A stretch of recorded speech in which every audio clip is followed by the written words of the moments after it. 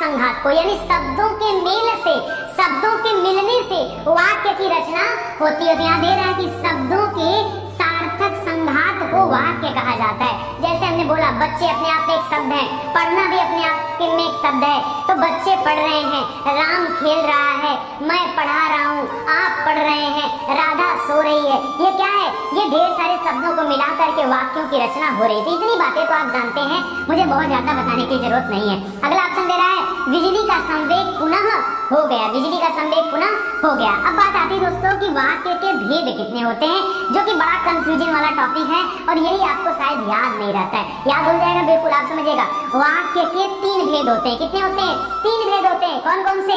अर्थ के अनुसार वाक्य, रचना के अनुसार वाक्य और प्रयोग के अनुसार वाक्य। कौन कौन से? किसके आधार पर? अर्थ, यानी हर वाक्यों का अपना एक अर्थ होगा, अर्थ के आधार पर, रचना के आधार पर और प्रयोग के आधार पर देखा जाए तो जो वाक्य होते हैं 3 तरह के भेद इसके होते हैं। अब देखो एकदम डिटेल में चलते हैं दोस्तों, और बहुत सारे भेद इसके बताए गए हैं। ठीक है, यहाँ पे देखिए आपको दे भी रहा है ऊपर से, अर्थ के अनुसार वाक्यों के भेद कितने होते हैं? टोटल 8 होते हैं। कितने भेद होते हैं?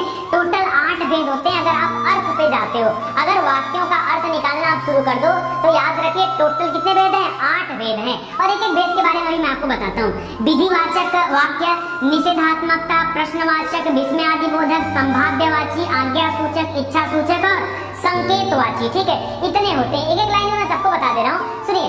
अभी आगे डिटेल से भी बता रहा हूँ। विधिवाचक, विधिवाचक याद रखिए जो सामान्य भाववाचक वाक्य होते हैं, सामान्य होते हैं जिसे, ठीक है, जिसे राम पढ़ रहा है ये सामान्य है, उसको बोलते हैं विधिवाचक। जहाँ से नकारात्मकता झलकती है उसे बोलते हैं निषेधात्मक। ठीक है, जहाँ से प्रश्नवाचक शब्दों का बोध होता है उनको प्रश्नवाचक कहा जाता है। जिसको देख करके आप विस्मय की स्थिति में आ जाओ, सौ यहाँ पर छोटा रहेगा। ठीक है, ये वर्तनी सुधार भी साथ में करते चलिए। विस्मय, ठीक है, विस्मय में सौ हमेशा क्या होता है? छोटा होता है। तो विस्मयादिबोधक जो होता है, विस्मय यानी आश्चर्य, जब कभी आपको आश्चर्य हो जाए, वाह क्या बात है, ठीक है, क्या गजब की क्लास चल रही, वाह वाह भाई वाह। ठीक है, तो क्या है? विस्मय। तो आप याद रखिए जहाँ पर आपको विस्मय, आश्चर्य हो जाए, ठीक है, देख करके वो होता है। संभाव्य, जहाँ आप संभावना प्रकट करते हो, ठीक है, वहां पर होता है। आज्ञा सूचक, जब किसी को आप आज्ञा दोगे। इच्छा सूचक, आप अपनी इच्छा को व्यक्त करोगे। संकेतवाची, संकेत बताता है। तो इस तरह से होता है। अब आप कहोगे सर एक एक चीजों को डिटेल में सर बता दीजिए कि दोबारा कभी एग्जाम में पूछे तो हम प्रश्न को गलत न करें। दोस्तों कई बार एग्जाम में पूछता है यहाँ से प्रश्न कि फला वाक्य जो है ये किस तरह का वाक्य है, और आप नहीं कर पाते हो। याद रखिए हमेशा जो है प्रश्नवाचक शब्दों को लगा करके प्रश्नवाचक वाक्य नहीं बनाए जाते, कभी कभी सेंस के आधार पर भी बनाए जाते हैं। ठीक है, कैसे बनाए जाते हैं आज मैं वही चीजें आपको सिखाता हूँ। ठीक है, दे रहा है कि विधिवाचक वाक्य, देखिए कह रहा है जिस कथन में स्वीकारात्मकता, स्वीकारात्मकता मतलब क्या होता है? एक्सेप्टेंस। ठीक है, स्वीकारात्मकता का बोध हो उसे विधिवाचक वाक्य कहा जाता है। ठीक है, जैसे बच्चे शोरगुल मचा रहे हैं, बच्चे हल्ला कर रहे हैं, छात्र परीक्षा की तैयारी कर रहे हैं। ठीक है, मैं आपको पढ़ा रहा हूँ। ठीक है, तो याद रखिए यहाँ पर विधिवाचक वाक्य सामान्य वाक्य होते हैं, विधिवाचक जो सब आप जानते हैं। ठीक है, यदि आप मुझे बुलाए होते तो मैं अवश्य आ जाता। ये क्या पर है दोस्तों? यहाँ पर देखिए किसी तरह का विधिवाचक वाक्य नहीं है, यह संकेतवाची है, इशारा कर रहा है कि यदि आप हमको बुलाए होते ना तो मैं अवश्य आता। ठीक है, तो ये होता है ना, ये संकेतवाची हो गया, याद रखिएगा। तो ऐसे शब्दों में भी आप कंफ्यूज मत होइएगा। देखिए निषेधात्मकता क्या होता है? कह रहा जहाँ किसी कथन में नकारात्मकता का, जब स्वीकारात्मकता था तो हम लोग विधिवाचक बोले, जब नकारात्मकता का बोध होगा तो इसको निषेधात्मक कहा जाता है। निषेध, निषेधात्मक। ठीक है, याद रखिए। जैसे आजकल कुछ छात्र ठीक से तैयारी नहीं कर रहे हैं, यहाँ का पर अगर नहीं लगा है तो याद रखिए क्या है? निषेधात्मकता हो गया। न जाने क्यों आज आपका हिंदी नहीं लिख रही है, कुछ गलत होगा। ठीक है, न जाने क्यों आज हिंदी नहीं पढ़ा रहे हैं, या आज हम लोग हिंदी नहीं पढ़ रहे हैं, या कुछ इस तरह का शब्द बोल दिया। याद रखिए निषेध, वहां पर नकारात्मकता का बोध होना चाहिए। ठीक है, जब वाक्य का मतलब होता है कि ऐसे सेंटेंस जहां से प्रश्नवाचक शब्दों का बोध हो, यानी प्रश्न का बोध हो, जिसके बदले में आपको उत्तर देना पड़े, तो याद रखिए वो प्रश्नवाचक है। जहां किसी कथन में प्रश्नवाचक शब्द दिया गया अथवा प्रश्नवाचकता का बोध हो उसे प्रश्नवाचक वाक्य कहा जाता है। जैसे क्या आप क्या कर रहे हैं, आप क्या कर रहे हैं, अगर आपसे कोई पूछेगा तो बदले में आपको उत्तर देना पड़ेगा। यह है कि यदि किसी वाक्य में प्रश्नवाचक शब्द दिया हो परंतु उसमें प्रश्नवाचकता का भाव न हो तो याद याद रखिए वह वाक्य प्रश्नवाचक नहीं होगा, यानी भाव से सब कुछ चलता है हिंदी में। और आप क्या करते हो, आप पढ़ते हो जहाँ लास्ट में क्या, जहाँ बीच में या लास्ट में कहीं भी क्या कब कहाँ कैसे लग जाए, इसका मतलब वो प्रश्नवाचक है। नहीं, अगर ऐसा है तो आप यहाँ बताओ, यदि आप लोग मेरी बात मानोगे तो न जाने क्या बन जाएंगे, यदि आप हमारी बात मानेंगे तो न जाने क्या बन जाएंगे। तो अब बताइए यहाँ पर क्या लगा है, तो क्या इसका मतलब ये है कि प्रश्नवाचक वाक्य है? आप जाके पूछिए किसी से। दोस्तों याद रखिएगा, ये प्रश्नवाचक वाक्य नहीं माना जाएगा। इस भ्रम से दूर हो जाइए। क्या लगाने से कोई शब्द प्रश्नवाचक नहीं हो जाता जब तक कि इसमें भाव प्रश्नवाचक का न हो, प्रश्नवाचकता का भाव न हो, तब तक वह शब्द प्रश्नवाचक नहीं बनता है। तो याद रखिए, हमेशा भाव देखा करिए कि किसी भी सेंटेंस का भाव क्या है, अर्थ उसका क्या निकल के आ रहा है। ठीक है, आगे बोल रहा है कि विस्मयादि बोधक वाक्य, जहाँ आश्चर्य हो, विस्मय हो, उसको बोला जाता है विस्मयादि बोधक। तो कह रहा है कि जहाँ पर विस्मयादि बोधक शब्द हो या विस्मयादि बोधकता का भाव हो, उसे कहा जाता है। जैसे हाय वह मर गया, अरे राधा भाग गई, अरे गजब हो गया, आहा मजा आ गया, मजा आ गया भाई, आहा मजा आ गया। ठीक है, तो यहाँ क्या है, यहाँ आश्चर्य की बात है, वाह क्या बात है, क्या बात क्या बात क्या बात। ठीक है, तो याद रखिए विस्मयादि बोधक यहाँ पर हो जाएगा। ठीक है, वाक्य आज्ञा सूचक में क्या होता है दोस्तों, यहाँ आज्ञा दिया जाता है। आज्ञा सूचक का अर्थ ही आज्ञा देना। ठीक है, तो आदिशात्मकता नहीं है। ठीक है, वर्तनी सुधार करिए। हिंदी में याद रखिए, जहाँ कहीं भी गलती मिलेगी तुरंत वर्तनी सुधार।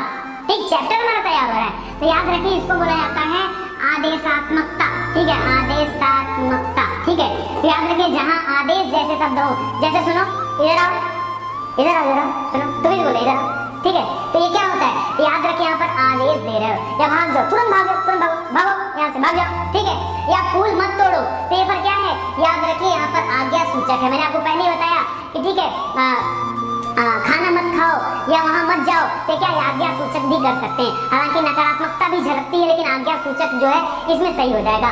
अच्छा, इच्छा सूचक क्या होता है, जहां आप अपनी इच्छा प्रेजेंट करते हो, तो ऐसे वाक्यों में इच्छा सूचक वाक्य माना जाता है। जैसे भगवान करे आप सभी दरोगा बन जाएं, भगवान करे आप सभी दरोगा बन जाएं, आप सभी सफल हो जाएं, तो भगवान करे हमारी क्या इच्छा है, हमारी इच्छा है कि आप शिक्षित हो जाएं, आप आगे बढ़ें, आपका नाम रोशन हो।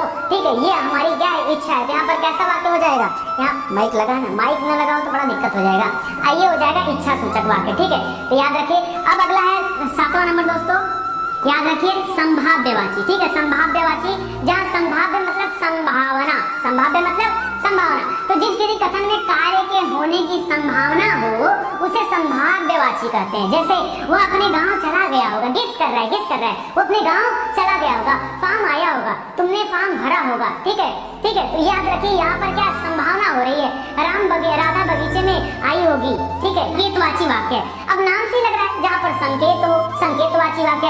जहाँ एक कथन दूसरे कथन पर निर्भर हो जाए वहाँ संकेतवाची होता है। बड़ा कंफ्यूजन होता है संकेतवाची शब्दों में, बड़ा कंफ्यूजन होता है वाक्यों में। ठीक है, क्यों, निर्भरता होती है वाक्य। अगर कोई भी एक सेंटेंस वहाँ से हटा देंगे, वाक्य का अर्थ ही नहीं निकाल पाओगे। जैसे देखो, जैसे लिखा है, यदि आप मुझे बुलाए होते तो मैं अवश्य आता, आप मुझे बुलाए होते तो मैं अवश्य आता। यहाँ पर क्या है, यहाँ पर संकेतवाची। संकेतवाची में कोई याद करने का केवल एक ही रास्ता है कि दो सेंटेंस लगते हैं आपको, एक को भी हटाओगे तो अर्थ विहीन हो जाएगा पहला वाला। ठीक है, याद रखिए, यदि आप मुझे बुलाए होते और इसके बाद गायब कर दो तो क्या, बुलाए होते तो क्या, बताओ, हाँ कुछ नहीं निकल रहा है, ये गड़बड़ हो जाता। या मैं बोल देता मैं अवश्य आता, तो ये क्या सिंपल सेंटेंस हो जाता। याद रखिए, पिताजी के घर पहुंचते ही मैं खेलने जाऊंगा, तो जब पिताजी घर पहुंचेंगे तब मैं खेलने जाऊंगा। अगर आधा अधूरा कर दोगे, यानी दोनों एक दूसरे पर निर्भर है, जब पिताजी पहुंचेंगे तभी जाऊंगा, नहीं तो मैं नहीं जाऊंगा। तो याद रखिएगा संकेतवाची वाक्य है, तो समझिएगा ध्यान से। करा सरल वाक्य, संयुक्त वाक्य और मिश्रित वाक्य। दोस्तों अगर मैं सरल वाक्य पूछता, क्या तरीका होता है, देखिए, जिस वाक्य में, यहाँ पे लिख रहा हूं मैं, जिस वाक्य में एक उद्देश्य, ठीक है,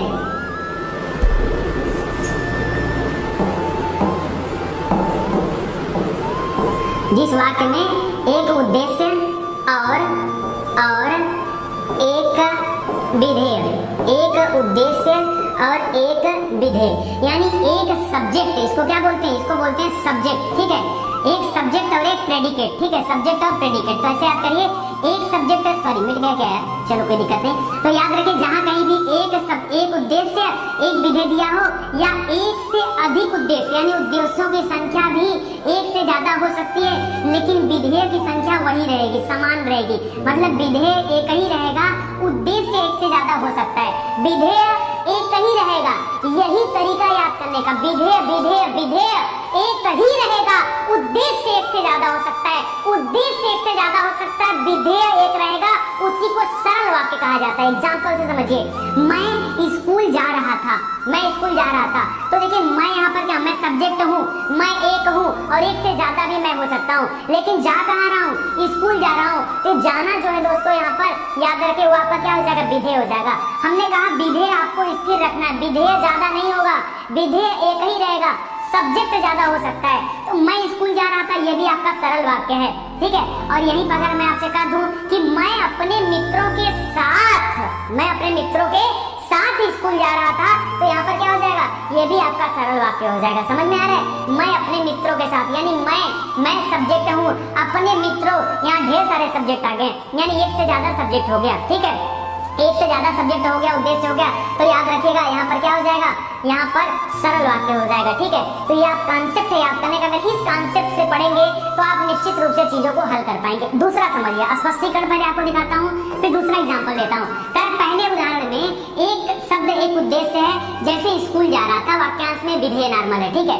और इसके बाद दूसरे उदाहरण में मैं अपने दो मित्रों के साथ, यानी दो उद्देश्य यहाँ पे हो गया, और स्कूल जा रहा था, ये आप समझ लीजिए, ठीक है। लेकिन तब भी क्या है, विधेय एक ही है, विधेय आपको स्थिर रखना है। संयुक्त वाक्य में क्या होता है, जस्ट चेंज हो जाता है, क्या हो जाता है, यानी एक से अधिक उद्देश्य और एक से अधिक विधेय, बस उसी को संयुक्त बोलते हैं।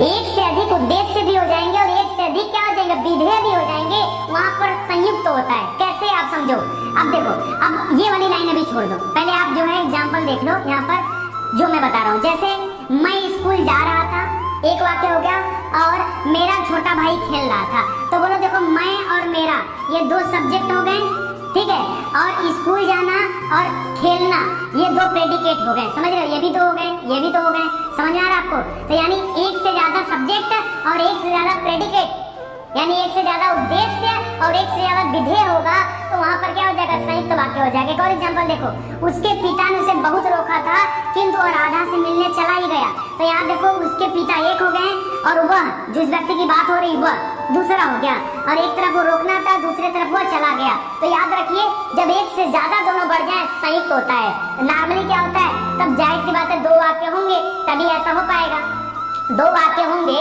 तभी ऐसा हो पाएगा, बताइए होगा ना। अरे दो तो आप ये कहाँ से लेकर आओगे, खेलना और जाना कैसे हो जाएगा, ठीक है, यानी दो वाक्य बनाना पड़ेगा, और दो वाक्य बनेगा तो फिर जोड़ना पड़ेगा, और जुड़ेगा कैसे, लेकिन किंतु परंतु बंधु सामने वो आते हैं, हाँ।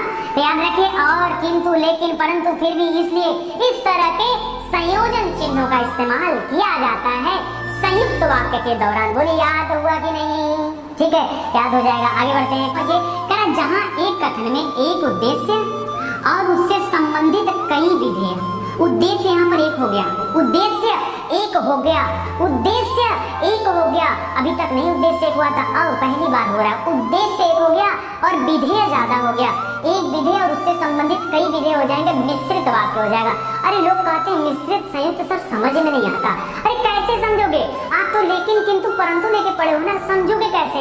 अरे उसकी जगह पे याद करो कि जहाँ पर एक से ज्यादा सब्जेक्ट, एक से ज्यादा प्रेडिकेट, हिंदी में एक से ज्यादा उद्देश्य, एक से ज्यादा विधेय हो, संयुक्त कहलाता है। और मिश्रित कब, जब उद्देश्य एक हो, टारगेट एक हो, उद्देश्य एक हो, विधेय अलग अलग हो सकते हैं, ज्यादा हो सकते हैं, तब उन्हें क्या बोलते हैं, मिश्रित वाक्य कहा जाता है। जैसे दे रहा है कि जैसे ही बरसात हुई मेढक बोलने लगे, जैसे ही बरसात हुई, तो जैसे ही बरसात हुई वैसे ही मेढक टर्राने लगे या बोलने लगे। मेढक हमेशा टर्राते हैं, ठीक है, तो टर्राने लगे, याद रखिएगा, जैसे ही बरसात, अगर बरसात ना हुई होती तो मेढक नहीं टकराते, नहीं बोलते। तो याद रखिए यहाँ पर ये डिपेंड है इसके ऊपर, इसको भी याद रखेगा। इसलिए मिश्रित वाक्यों में वैसे जैसे तैसे शब्दों का प्रयोग किया जाता है, ठीक है। आगे बढ़ते हैं, प्रयोग के आधार पर कितने होते हैं, ये तो और ज्यादा कठिन है। सब कितने लोग बना रहा हूँ, एक अक्षर लिखूंगा खाली। कृत माने कर्ता, कृत माने कर्ता, यानी ऐसा शब्द जहाँ कर्ता की प्रमुखता हो, कर्ता मुखिया हो घर का, और ऐसा शब्द जहाँ कर्म मुखिया हो,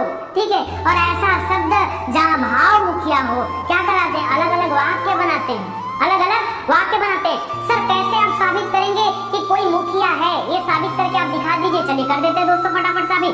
कहना कि कृतवाच्य, कृतवाच्य जहाँ कर्ता प्रधान हो, कर्ता मुखिया हो और कथन का भार कर्ता पर पड़े।